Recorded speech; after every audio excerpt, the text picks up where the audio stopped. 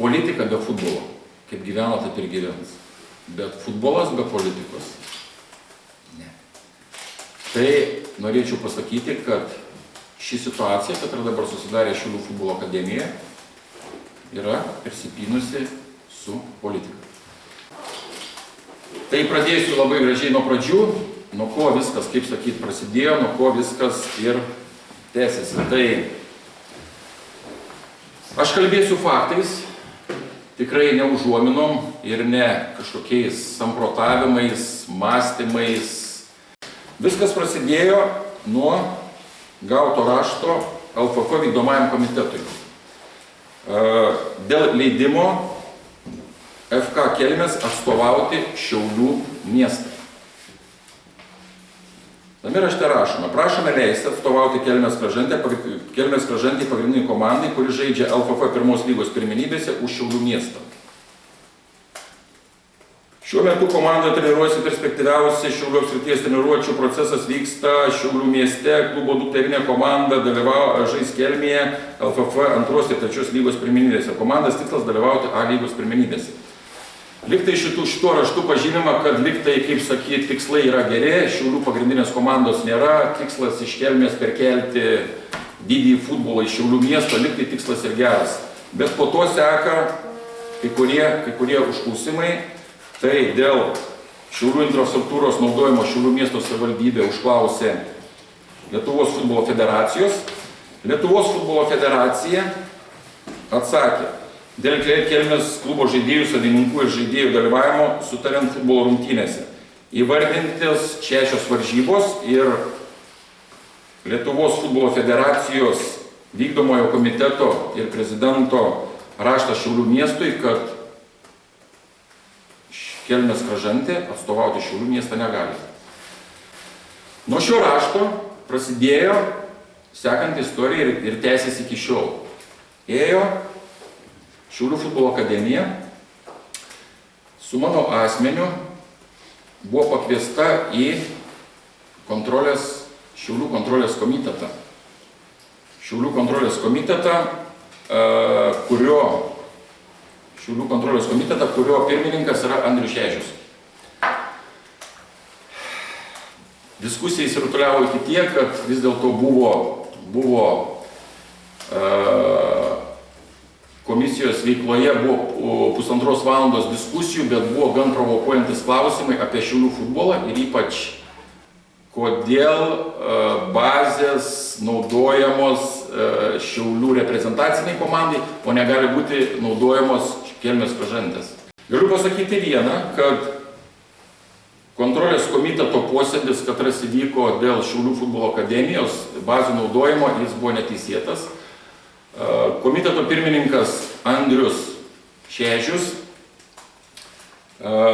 savo iniciatyvą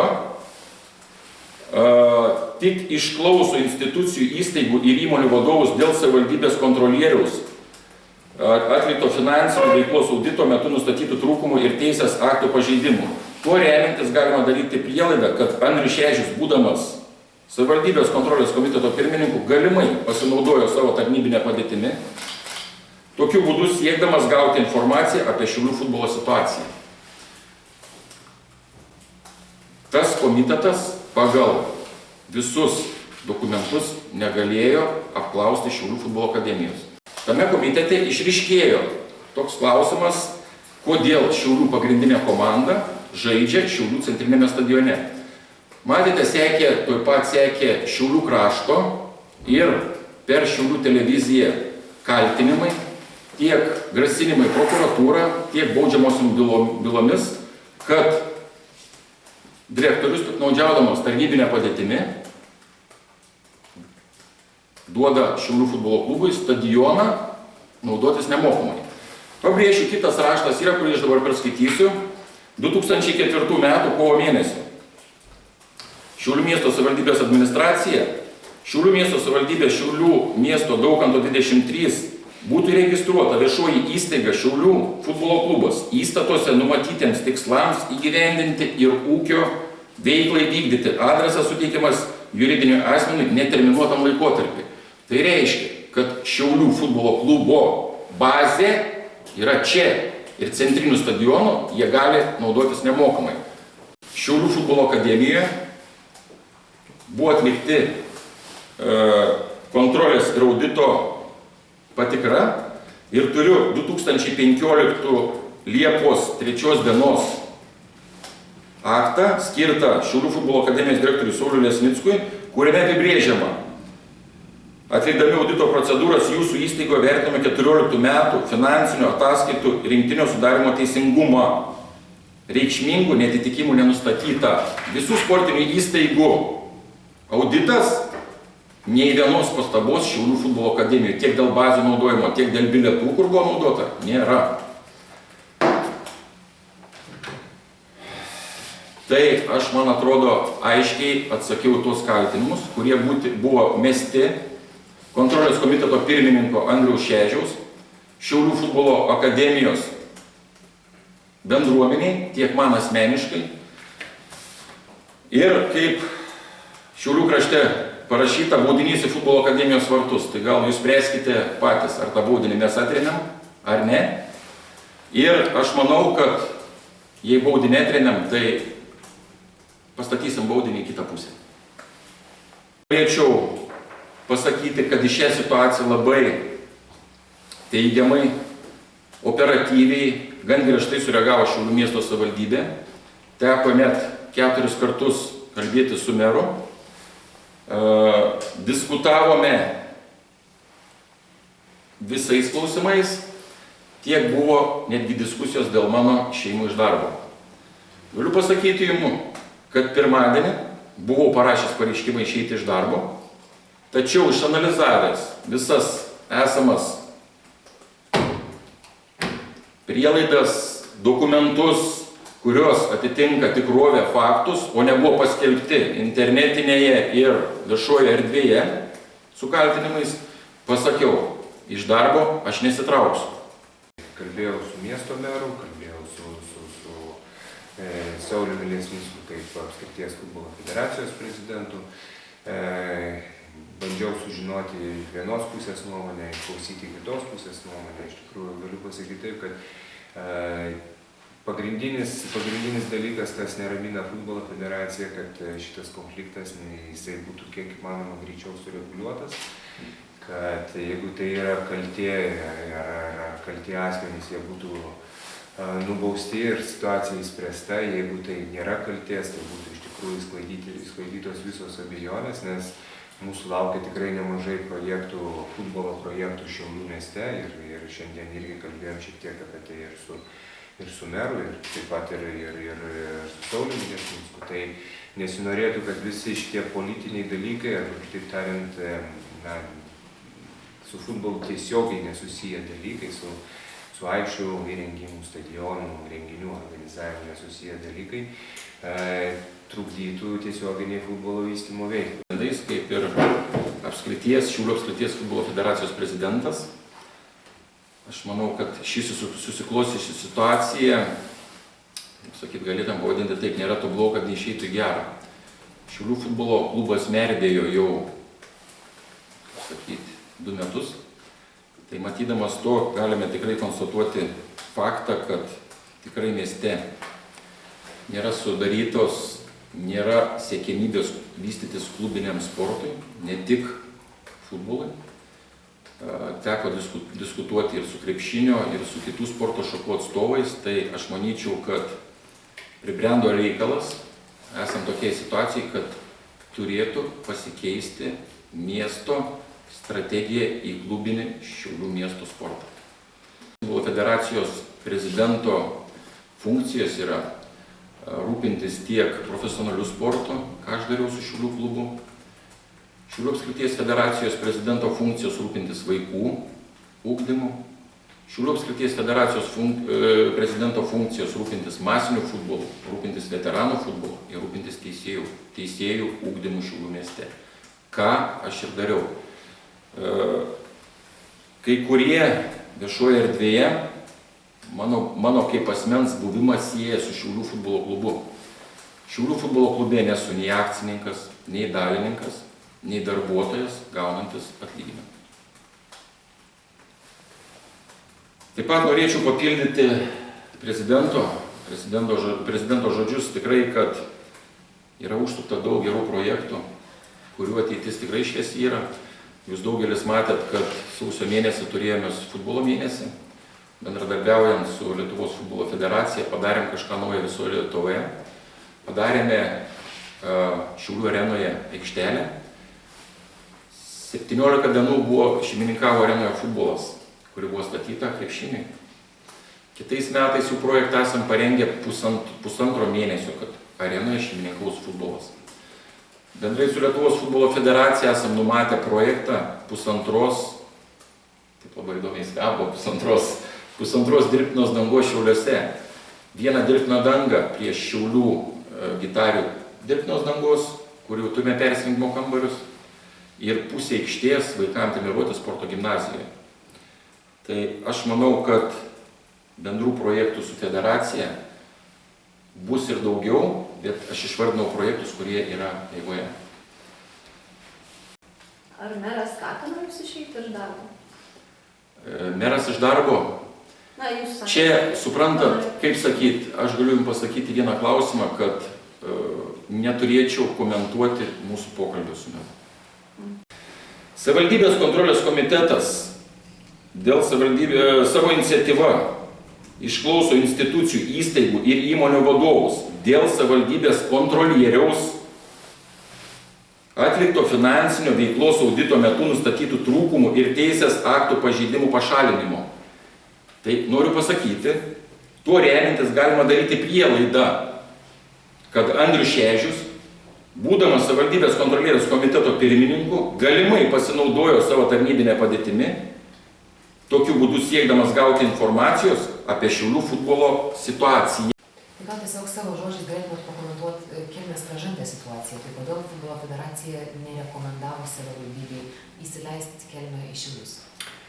Vienas dalykas pasakyčiau taip, atmetus tą informaciją, kurią mes turime, mes iš esmės visą laiką šnekam apie tai, kad sportas, europietiškas sportas, iš esmės svarbiausias dalykas yra vietos priklausomybė. Jeigu Kražantės klubas iš esmės jis yra Kelmėje, jisai turi veikti Kelmėje. Jeigu mes nežiūrėsime ir sakysim, kad klubai gali įsisteigti ir keliauti, dreifuoti per šalį, kur nori, tai gali būti taip, kad mes visus klubus turėsim žaidžiančius Vilniuje, nes ten daugiausiai rėmėjų, daugiausiai žiūrovų ir taip toliau. Tai vienas dalykas yra tai, kad turime apsaugoti apskritai tokį vietos specifiškumą, vietos kiekvienoje vietoje įsikūrusių klubų tradiciją. O kaip žinote, futbolas yra labai tradicinis sportas. Tai, kad pats klausimas buvo sprendžiamas ateinant negi pačią Šiaulių apskritį. Vis dėlto Kelmė yra Šiaulių apskrities, ar ne? Taip. Miestas. Tai vien tik tai, kad pats klausimas buvo neįspręstas Šiaulių apskrities futbolo federacija, o keliavo tiesiai į futbolo federaciją, tai yra vien jau ir taip procedūrinis pažeidimas. Ir trečias dalykas, iš tikrųjų, informacija, kurią mes turime, kurią vadinkim, teikia mūsų partneriai, Sportradaras, UEFA, iš tikrųjų, truputėlį verčia abejoti klubo integralumo principais, kurie jie yra saugomi ar ne. Gink Dieve, aš neaišku nesakau, kad klubas susijęs su tuo, bet informacija iš tikrųjų neramina. Ir kol nebus iš tikrųjų ta informacija patvirtinta ar paneigta, nes iš tikrųjų kalbėdami su Šiaulių savivaldybė, apie tai turime garsiai pasakyti. Mes tikrai nenorime savivaldos įtraukti arba kitaip tariant skatinti investuoti į futbolą, ypač į klubus, apie kurius mes galbūt turime tam tikros informacijos apie jų abejotiną reputaciją. Apie tai mes ir informavome savivaldybę. O kaip apskrities futbolo federacija būtų žiūrėjusi į Kelmės persikėlimą į Šiaulius, jeigu ne visa ta situacija? Tai aš tikrai galiu pasakyti, aš tam vykdomajam dalyvavau, buvo išplėstinis vykdomasis ir tą situaciją sužinau iš vakaro ir tikrai vykdomajam patvirtins prezidentas, kad pasakiau, kad Šiauliuose nėra nei pirmos, nei aukščiausios lygos varžybų ir aš kaip prezidentas į tą jo atėjimą į Šiaulių futbolo miesto stadioną žiūriu teigiamai. Biudžetinė įstaiga Šiaulių futbolo akademija dirbame nustatytą tvarką, taip ir kontrolės komitetas taip pat turi dirbti nustatytą tvarką. Ir vis dėlto aš turiu jų netgi, jeigu jūs klausimą turite, tai turiu jų netgi nustatytą metinį planą. Bet yra metinė Šiaulių miesto savivaldybės tarybos kontrolės komiteto 15-18 metų veiklos programa. Veiklos programa, kurioje išdėstyta, ką jie darys 16 metais. Apie Šiaulių futbolo akademijos patikrinimą, numatomos kišimas į sportą. Nėra. Nė vieno sakinio. Kaltinami to, kad nemokėjote už stadioną, ar ne? Futbolo akademija. Ne. Šiek tiek paaiškinsiu situaciją, yra tokia, kaltinimas įvyko toks, kad biudžetinė įstaiga Šiaulių futbolo akademija, kuri administruoja savivaldybės turtą, šį pastatą ir centrinį stadioną, neišrašė sąskaitų Šiaulių futbolo klubui, kuris žaidė čionai. Ir dėl to mumis, kaip sakyti, vardinta buvo suma, net jei nepamenu tiksliai, apie 70 000 eurų per 14-15 metus. Ir, kaip pasakyti, dėl tos situacijos netgi esam paduoti į prokuratūrą, paduoti visom įmanomom institucijom mus tirti. Turiu omeny savivaldybės. O jūsų nuomonė, jūs kaip ir akademija visai ir neturėjo išrašinėti jūsų sąskaitą. Tai aš dar kartą paskaitysiu, kad raštas savivaldybės 2004 metų, kad Šiaulių miesto savivaldybės, Šiaulių miesto Daukanto 23 būtų įmonė, būtų įregistruota viešoji įstaiga Šiaulių futbolo klubas įstatuose numatytiems tikslams įgyvendinti ir ūkiniai veiklai vykdyti. Adresas suteikiamas juridiniam asmeniui neterminuotam laikotarpiu. Tai tvarka, tai tada aš nematau jokio skandalo, bet kažkodėl tas skandalas yra. Tai jei į prokuratūrą atiduoti, tai jūsų labai geras klausimas. Tai jei mes atiduoti į prokuratūrą, tai kur komiteto, kontrolės komiteto pirmininko interesas? Jūs jo nežinote. Dėmė. Norėčiau vieną kamuolį gerbiamam Andriui Šežiui, nes vakar, žinau, buvo jo gimtadienis, 40 metų. Tai tikrai prie visų dovanų, kuris gavo jis vakar, tai Šiaulių bendruomenė, futbolo bendruomenė dovanoja Šežiui kamuolį ir kad žinotų Andrius Šežius, kad futbolas Šiaulių jį palaiko. Ačiū.